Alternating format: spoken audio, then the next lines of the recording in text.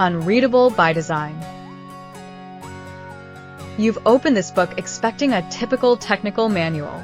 You know the kind: bullet points, sanitized best practices, and lifeless diagrams trying to convince you that BPM is a neutral, mechanical craft. But that's not what you're going to find here. This isn't about maturity levels or methodology frameworks. This is a mirror, a confession booth, a survival guide for anyone who's ever inherited a system they didn't understand, or built one they came to regret. Unreadable by design isn't just a clever title. It's a diagnosis, a warning, and yes, sometimes a punchline. Because the truth is, many of the worst BPM systems out there were made with the best intentions. They weren't built by villains. They were built by people just like you and me, smart, overworked, pressed for time, and slowly seduced by the phrase, "Let's just add this one thing." If you've ever said, "I'll clean it up later," and then never looked back, this book is for you. If you've ever zoomed out to 30% to fit your process diagram on the screen, this book is absolutely for you. If you've ever opened a rule and whispered, "Who wrote this?" only to realize it was you, you belong here. This is the beginning of your recovery story. What this book is and isn't. This book is not a BPM tutorial. It's not vendor endorsed. It won't walk you through a specific tool or teach you how to drag and drop faster. What it will do is show you the mistakes, architectural, logical, organizational, emotional, that take a process from simple to unreadable. This is not for beginners who think their first model is perfect. This is for the survivors.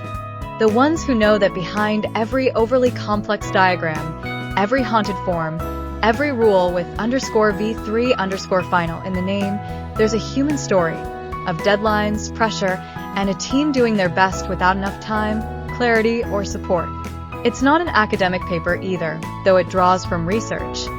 We've cited white papers, quoted peer-reviewed journals, and referenced real BPM war stories. But you won't find APA formatting or citations interrupting the humor. This is a field guide for the real world. The one where your perfect solution gets rewritten mid-sprint. Where your users file tickets instead of reading documentation. Where every new feature is one quick fix away from chaos. And what this book is, above all, is honest. Painfully, hilariously, usefully honest. Why humor? Why now? Because sometimes the only way to survive a BPM project is to laugh at it. When you're deep in unreadable process diagrams, when your form logic depends on moon phases and a legacy rule named tempfix2, humor is the pressure valve that keeps you from exploding. It's how we deal with the absurdity of things like 200 variable processes or integration loops that reference themselves. Humor lets us tell the truth without getting fired. It helps us say, "This doesn't make sense," in a way people can hear. It transforms dysfunction into something visible, something shareable, something survivable. In these pages, you'll find jokes about recursive rules, naming sins, and decision tables that defy physics. But underneath every laugh, there's a real lesson, a way to spot the problem before it buries your project. Because BPM pain is universal. But it doesn't have to be silent that we laugh because it hurts, but also because we know we can do better.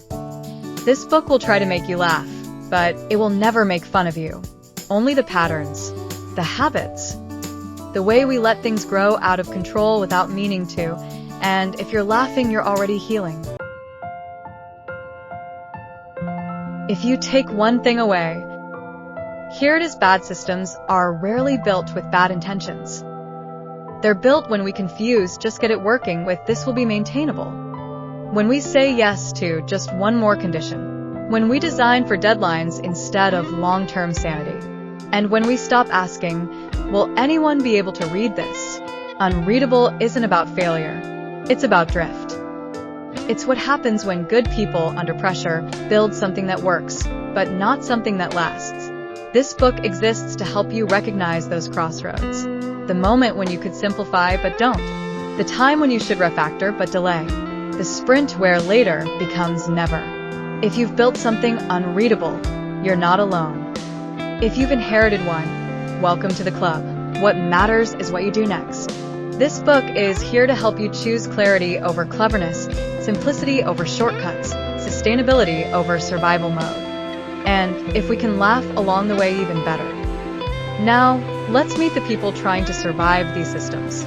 You might recognize a few of them. Character introduction. Meet Emma. Emma Carter didn't set out to become a BPM expert.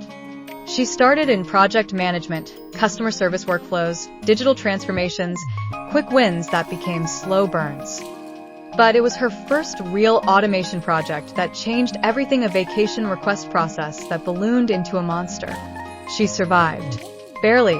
Emma is not a hero. She's not a guru. She's a tired, sarcastic, detail-obsessed project manager who learned the hard way that even the cleanest diagrams can go feral when nobody's looking. She believes that process design should serve users, not confuse them. And she has the caffeine addiction to prove it. She's worked at Greenfield Solutions, where optimism died. At Streamline Corp, where efficiency meant onboarding 6 systems and blaming the interns. And along the way, she collected battle scars, quotes, and sticky notes that say things like refactor or regret. Emma is the thread that connects the stories in this book. She's the lens through which we explore the madness.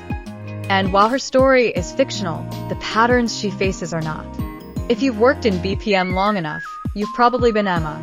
Or worked with one. Let's follow her into the swamp.